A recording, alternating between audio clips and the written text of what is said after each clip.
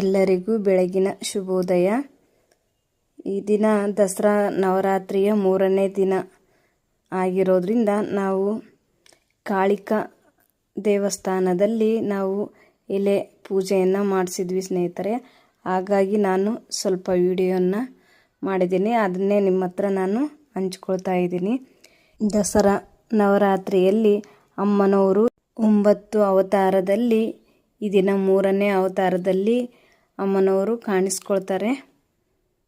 ಹಾಗಾಗಿ 9 ದಿನ ಕೂಡ ಭಾಳ ವಿಶೇಷವಾಗಿ ಇಲ್ಲಿ ಪೂಜೆಗಳನ್ನು ಮಾಡ್ತಾರೆ. ಹಾಗಾಗಿ ನಾವು ಕೂಡ ಪೂಜೆ ಮಾಡಿಸೋಣ ಅಂಥೇಳಿ ಈ ದಿನ ನಾವು ಪೂಜೆಯನ್ನು ಮಾಡಿಸಿದ್ವಿ.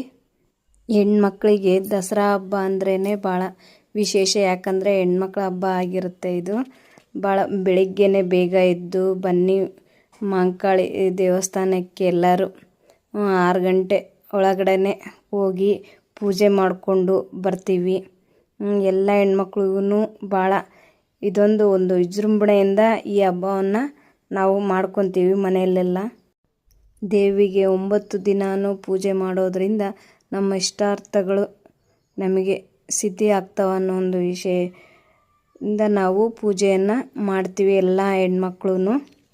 ದಸರಾ ಹಬ್ಬದಲ್ಲಿ ದುರ್ಗಾ ಮಾತೆಯು 9 ಅವತಾರಗಳನ್ನು 9 ದಿನ ಒಂದೊಂದು ಅವತಾರದಲ್ಲಿ ಕಾಣಿಸ್ಕೊಳ್ತಾರೆ. ನೋಡಿ, ಈ ಪೂಜೆಗಳು ಈಗಿನ ಕಾಲದ್ದು ಅಲ್ಲ.